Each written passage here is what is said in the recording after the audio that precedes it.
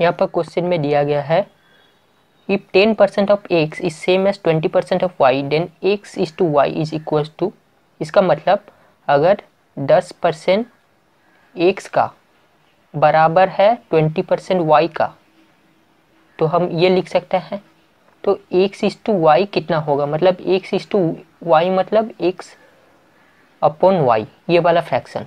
तो हम ऐसे लिख सकते हैं 10% ऑफ x, ये 10% of x is equal to 20% of y question के हिसाब से।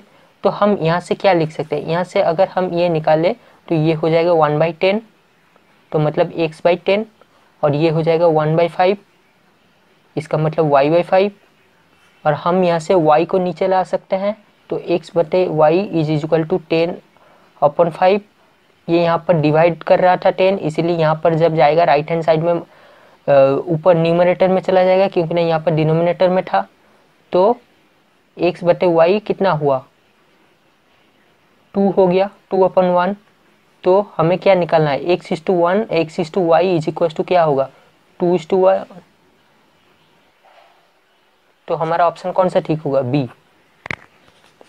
नेक्स्ट क्वेश्चन,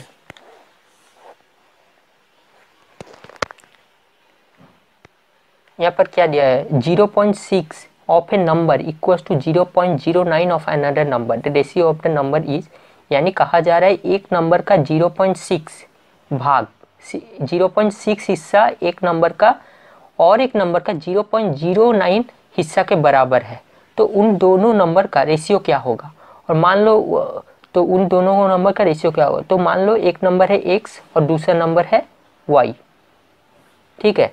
तो क्वेश्चन के हिसाब से 0.6 ऑफ ए नंबर, यानी मान लो इस नंबर का 0.6, तो क्या होगा 0.6 of x is equal to 0.09 of another number, यानी 0.09 ऑफ y, ये और एक नंबर है, ये इसके बराबर है, ये क्वेश्चन में दिया गया है। तो अब हम इसको क्या लिख सकते हैं, 0.6 मतलब 6/10 इंटू एक्स, और ये लिख सकते हैं 9/100 इंटू वाई। तो हमें क्या दिया है, रेशियो ऑफ द नंबर।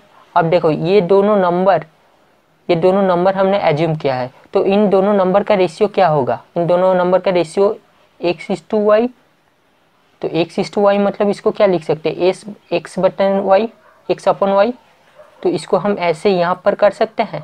तो अगर हम ये किए x/y इस साइड आ गया, तो ये क्या होगा 9/100, और ये ऊपर चला जाएगा 10/6। तो यहाँ पर कैलकुलेशन करने हैं, 3 2 जा 6, 3 3 जा 9, ये 1, ये 10 से कट गया, तो क्या हुआ x/y इज इक्वल टू 3/20। तो x/y कितना होगा 3:20।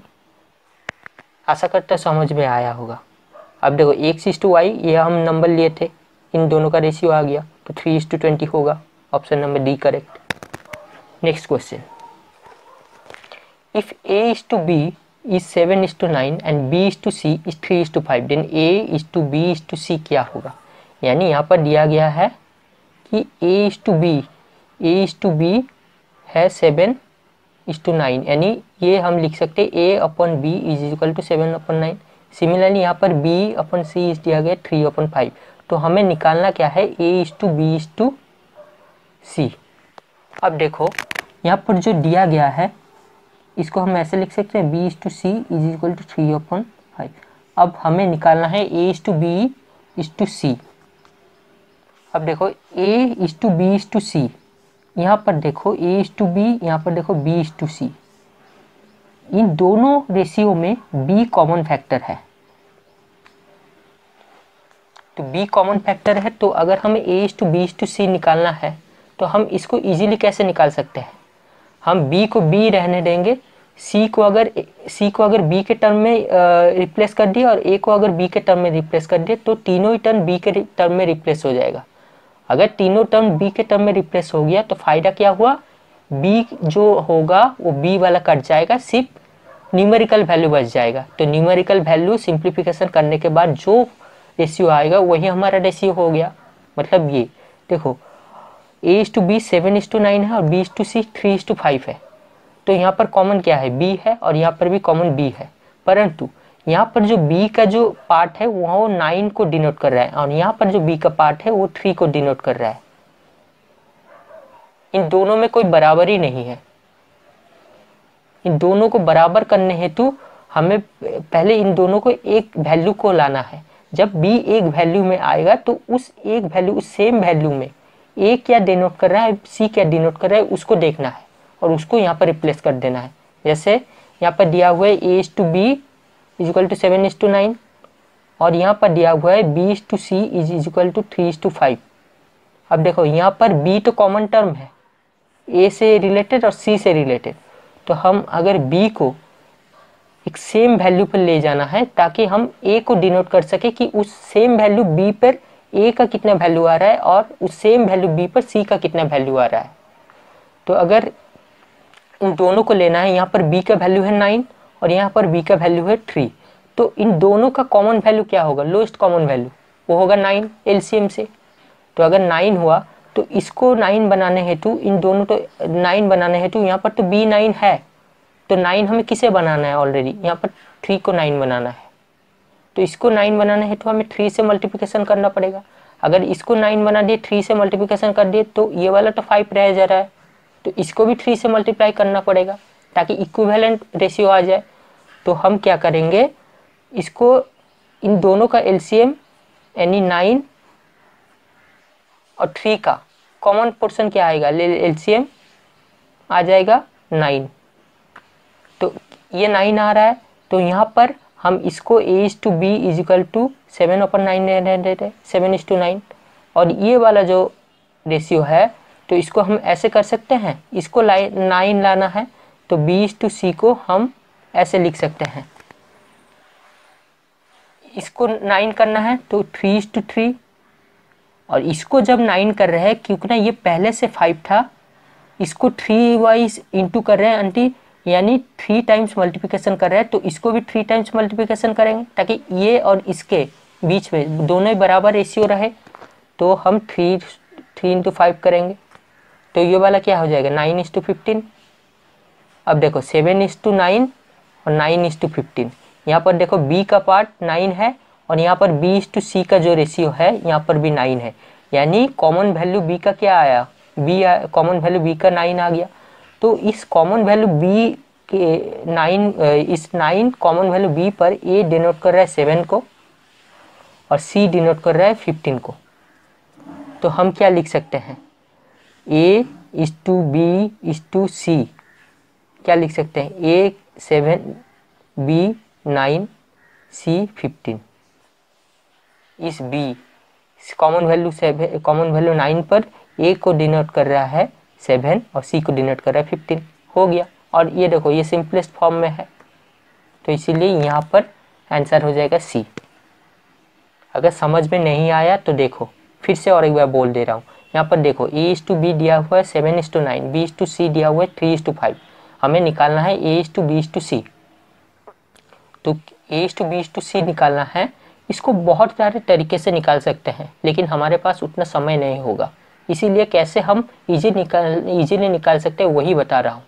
अब मैं कर रहा हूँ इसीलिए इतना समय लग रहा है, लेकिन जब तुम्हें ये करना आ जाएगा तब बहुत ज़्यादा समय नहीं लगेगा, तुम अपने आप अपने माइंड में ही ये कैलकुलेशन कर लोगे। तो यहाँ पर देखो a/b दिया हुआ है 7:9 और b/c दिया हुआ है 3:5, 7:9 और 3:5। अब देखो a और c हमें ये तीनों निकालना है, लेकिन अगर हमें किसी तरह ये b का अगर कॉमन वैल्यू आ जाए तो इससे फ़ायदा क्या होगा, b का कॉमन वैल्यू आने से हमें फ़ायदा ये होगा कि b जब यहाँ पर भी 9 है यहाँ पर भी 9 है, जब कॉमन वैल्यू निकाले तो a का एक कॉमन वैल्यू आ रहा है, c का एक कॉमन वैल्यू, तो उस कॉमन वैल्यू से हम पता चल जाए a/b/2 ये आ रहा है। Next question, if a is equal to 1/3/b and b equals to c/2 then a is to b is to c क्या होगा। क्या दिया गया है, a हम लिख सकते हैं b/3, यानी b को अगर 3 हिस्से में काट दे तो वो एक हिस्सा a के बराबर है। सिमिलरली ये जो b है, b को दिया हुआ है c/2, यानी c का अगर दो हिस्सा कर दे तो एक टुकड़ा हो जाएगा बी के बराबर, यानी दो बी के टुकड़े मिलाकर सी बना रहे हैं। तो इसको हम लिख सकते हैं 2b इज इक्वल टू सी, और यहाँ पर सिमिलरली ये भी लिख सकते हैं 3a is equal to B. अब देखो दोस्तों, जब भी इस तरह का क्वेश्चन आए a is to B is to C, या फिर कुछ भी ऐसे इस तरह का क्वेश्चन आए, तब देख लेना a is to B is to C, हम क्या एक टर्म को कॉमन रखकर उसको बाकी टर्म में रिप्लेस कर सकते हैं। यानी देखो a is to B is to C है, यहाँ पर देखो a सी बी से लिंक है और c भी b से लिंक है, यानी कॉमन टर्म आ गया b। तो हम क्या a और c को भी यहाँ पर a और c को भी b से रिप्लेस कर सकते हैं। इससे फ़ायदा क्या होगा, जब हम a को b से रिप्लेस कर दिए, c को भी b से रिप्लेस कर दिए, यहाँ पर एक ही वेरिएबल एक तरह का टर्म रहेगा b के टर्म में, तो b भी कट जाएगा, लास्ट में न्यूमेरिकल वैल्यू रहेगा और वही हमारा आंसर हो जाएगा। जैसे यहाँ पर 3a is equal to B और 2b is equal to C, तो हमें निकालना क्या है, a is to B is to C. तो हम क्या करते हैं, a को भी b के टर्म में रिप्लेस करते हैं, c को भी b के टर्म में एक्सप्रेस करते हैं। ठीक है, तो यहाँ पर देखो हमें क्या निकाले, a क्या होगा, तो यहाँ पर a को हम b के टर्म में अगर रिप्लेस करें तो a is equal to B upon 3। Similarly यहाँ पर c क्या होगा, c हमें निकाल सकते हैं 2b, c 2b के बराबर, तो यहाँ से a हम लिख देते हैं b अपन 3, ये b, c आ जाएगा 2b। अब देखो यहाँ पर तो न्यूमरेटर पार्ट सही है, यहाँ पर लेकिन एक डिनोमिनेटर पार्ट आ जाए, यहाँ पर भी डिनोमिनेटर है लेकिन वो 1 के बराबर है, परंतु ये 3 आ रहा है इसीलिए मुश्किल हो रहा है। हमें क्या करना चाहिए, हमें इस 3 को हटा देने से ऊपर वाला एक सिंगल वैल्यू आ जाएगा, तो उससे हमारा आंसर क्लियरली आ जाएगा। तो हम इसको क्या लिख सकते हैं, यहाँ पर देखो 3 है, तो अगर हम इसको, ये इसके बराबर है, ये सब एक ही रेशियो में है, हाँ कि नहीं, एक ही रेशियो में है, तो यहाँ पर 3 है, अगर हमें इसे हटाना है तो ऊपर 3 को इंटू करना है। अगर 3 को इंटू करें तो क्या होगा, 3 को मल्टीप्लाई करें तो 3 से 3 कट गया, परंतु हम यहाँ पर एक्स्ट्रा टर्म 3 को मल्टीप्लाई कर रहे हैं, इसीलिए ये इसके बराबर था, ये इसके बराबर हुए तो इसके, इसीलिए यहाँ पर भी 3 को मल्टीप्लाई करना पड़ेगा। सिमिलरली यहाँ पर भी 3 को मल्टीप्लाई करना पड़ेगा, तो ये वाला क्या होगा, 3 से 3 कट गया, b is to 3b is to 6 भी रह गया। अब देखो मैं कह रहा था ना, जब हम b के टर्म में एक टर्म में रिप्लेस करते हैं, देखो यहाँ पर b के टर्म में रिप्लेस कर रहे हैं, तो यहाँ पर b से b कट जाएगा, तो हमें हमारे पास क्या बचेगा, 1 इज टू 3 इज टू 6, तो आंसर क्या हुआ, 1 इज टू 3 इज टू 6। अब देखो ऑप्शन नंबर ए, समझ में आया, आशा करता हूँ समझ में आया होगा। और मैं बी में कर रहा हूँ इसलिए बी में नहीं, तुम सी में भी कर सकते हो, ए में भी कर सकते हो, लेकिन वहाँ पर देखना होगा क्वेश्चन किस में दिया गया है। जैसे यहाँ पर देखो मैं बी क्यों लिया, बी इसलिए लिया क्योंकि बी कॉमन टर्म है और हमें A is to B is to C निकालना है, तो ए को अगर बी के टर्म में रिप्लेस कर दिए, सी को अगर बी के टर्म में रिप्लेस कर दिए, तो बी के टर्म में चारों ले लिए।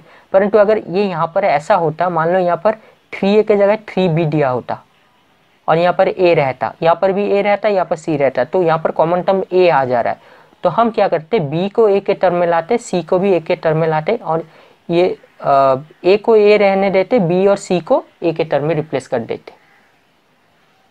ये सब इजी है, जब तक तुम प्रैक्टिस नहीं करते तब तक तुम्हें हार्ड लगेगा। और प्रैक्टिस मतलब ये नहीं कि तुम एक क्वेश्चन कर दिए, 2 क्वेश्चन नहीं, 2 3 4 5 6 जितना क्वेश्चन कर सकते करो, करने के बाद तुम्हें आसान लग जाएगा। याद रखना दोस्तों, हर समय जो लर्निंग प्रोसेस होता है, जो सीखने का प्रक्रिया होता है, वही कष्टकर होता है, वही तकलीफदायक होता है।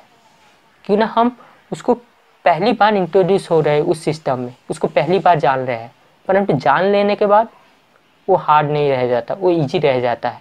ठीक है, उसी प्रकार जिस प्रकार हम साइकिल चलाने जाते हैं, तो जब पहली बार साइकिल चलाते हैं तो हमें कठिन लगता है, हमें सीखने के लिए समय लगता है, परंतु जब सीख जाते हैं तब आसान लगता है। मैं सही कह रहा हूँ ना। तो नेक्स्ट क्वेश्चन, यहाँ पर जो क्वेश्चन दिया गया है, यहाँ पर देखो, if 2a is equal to 3b and 4b is equal to 5c then a is to c, ये भी सेम है। देखो 2a बराबर किसके दिया है, 3b के, और 4b किसके बराबर दिया है, 5c के बराबर दिया है। हमें क्या निकालना है, a इज टू c निकालना है।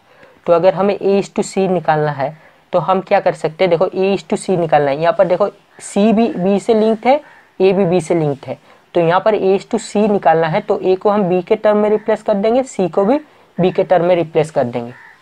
यानी दोनों को अगर बी के टर्म में एक्सप्रेस कर दिए तो कट कुट के जो बच जाएगा, जो न्यूमेरिकल वैल्यू, वही आंसर होगा। तो यहाँ पर हम क्या लिख सकते हैं, बी के टर्म में रिप्लेस करना है, तो ए को हम लिख सकते हैं 3b/2, और बी को, और यहाँ पर सी को हम लिख सकते हैं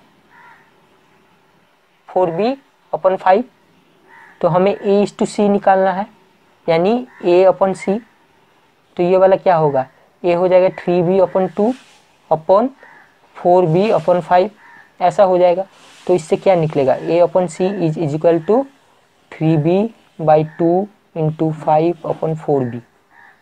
b से b कट गया, फिर ये ऊपर बचा 15 और नीचे रहा 18, तो a इज टू सी हो गया 15:8। तो ये आंसर हो गया। सिमिलर टर्म, यहाँ से b कॉमन टर्म था, a और c को b के टर्म में एक्सप्रेस कर दिए। Next question, if x is to y is equal to 2:3 and 2:x is equal to 1:2, then the value of y is, यानी हमें क्या दिया गया है, x is to y 2:3 के बराबर है एंड 2:x हमें 1:2 के बराबर है। हमें निकालना है y का value.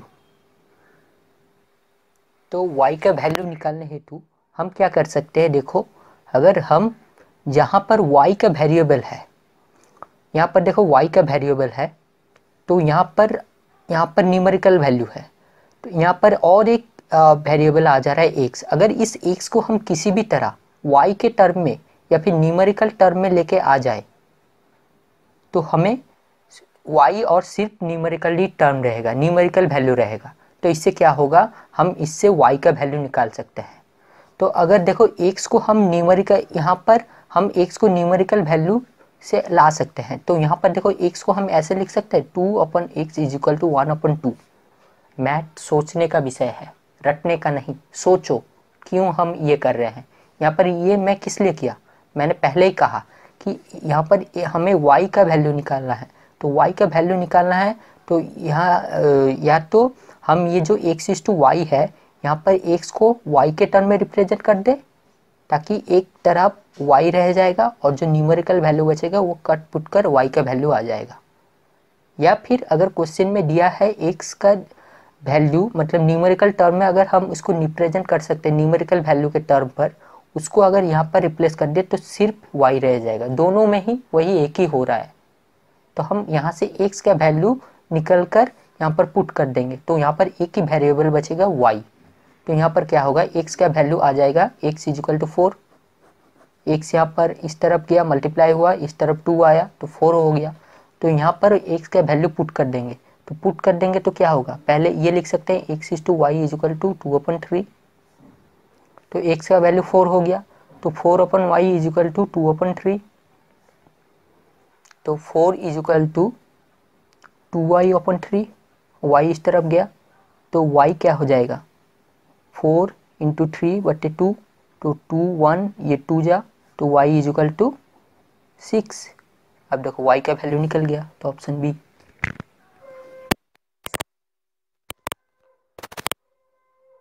Numbers are in ratio 3:5. If each number is increased by 10, the ratio become 5:10. The ratio become 5:7.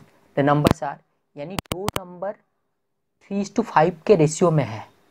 अगर उस नंबर में हम 10 ऐड कर दे, यानी 10 से इंक्रीज कर दे, 10 प्लस कर दे, तो वो जो नया रेशियो फॉर्म हो रहा है वो हो रहा है 5:7। तो वो नंबर क्या होगा, यानी क्वेश्चन में दिया गया 3, अगर मान लो नंबर है हमारे पास x, तो उस नंबर का रेशियो 3:x:5।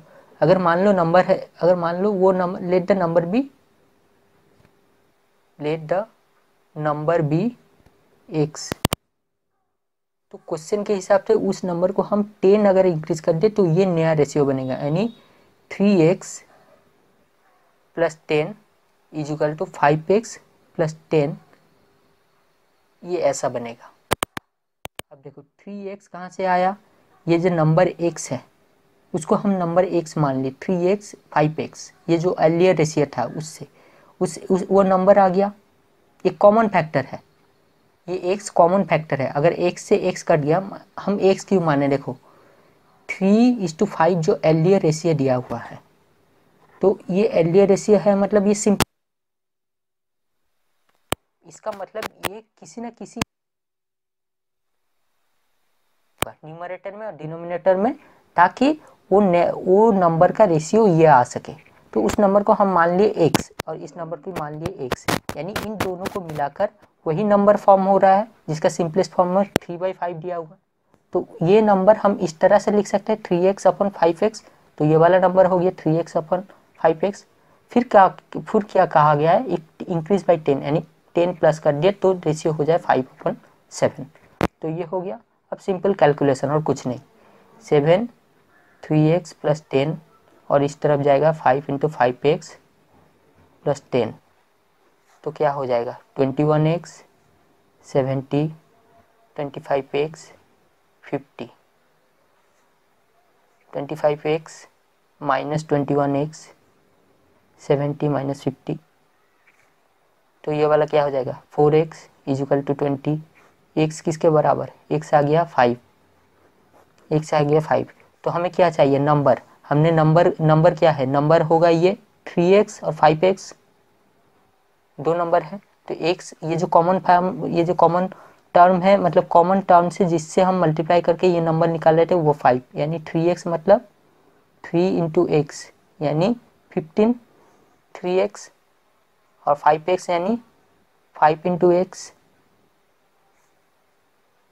यानी 25। तो नंबर होगा 15 और 25, ऑप्शन नंबर डी। अब देखो इसको तुम वेरीफाई भी कर सकते हो, 3 × 5 ये जो 3x और 5 × x, 5 × 5 ये कॉमन टर्म आ गया, ये नंबर 15, ये जो नंबर 15/25, हमें ये वाला रेशियो दिया गया, ये देखो सिंपलेस्ट फॉर्म में है और हमें ये नंबर कहा गया है। इससे जब इंक्रीज कर दिया गया 10 इंक्रीज किया गया, परंतु इस नंबर को निकालने है तो हमें वो कॉमन टर्म को तो जानना पड़ेगा ना, जिसको हम सिंप्लीफाई करके काट कर ऊपर से और नीचे से काट कर वो सिंपलेस्ट फॉर्म लाए हैं, तो उसको हम x मान लिए थे और वही x 5 आया। सिर्फ क्वेश्चन को सॉल्व मत करो, क्वेश्चन सॉल्व करने के बाद उसको देखो भी, सही तरह से अवलोकन करो, क्यों किए कैसे किए, फिर इसको वेरीफाई करो, तभी जाकर तुम्हारा मस्तिष्क में मैथमेटिक्स को समझने का बुद्धि आएगी, सही तरह से तुम सोच पाओगे।